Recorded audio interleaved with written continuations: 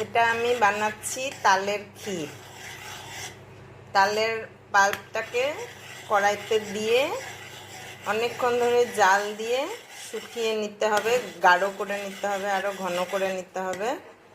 এখন এই অবস্থায় আছে।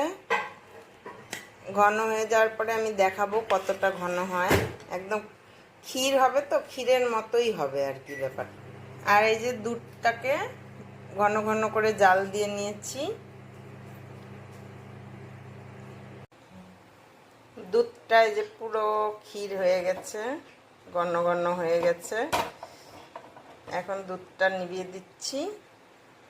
আর এই যে তালটা এরকম হয়েছে, গাঢ় গাঢ়, আর একটু গাঢ় হবে।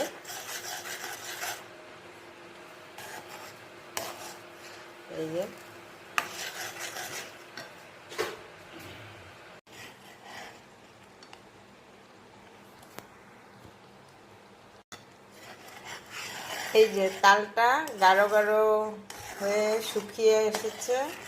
তারপরে আমি চিনি দিয়ে দিয়েছি এর মধ্যে, পরিমাণ মতন মিষ্টি যে যেরকম খায়। কড়া খেলে কড়া বেশি মিষ্টি দিতে হবে, আর যে হালকা খায় তারা হালকা মিষ্টি দিবে। চিনি দেওয়ার পরে আরও জাল করলাম। খুব সুন্দরভাবে একটা ক্রিস্টাল কালার চলে আসছে। এখন আমি এর মধ্যে দিয়ে দিচ্ছি নারকেল কোড়া।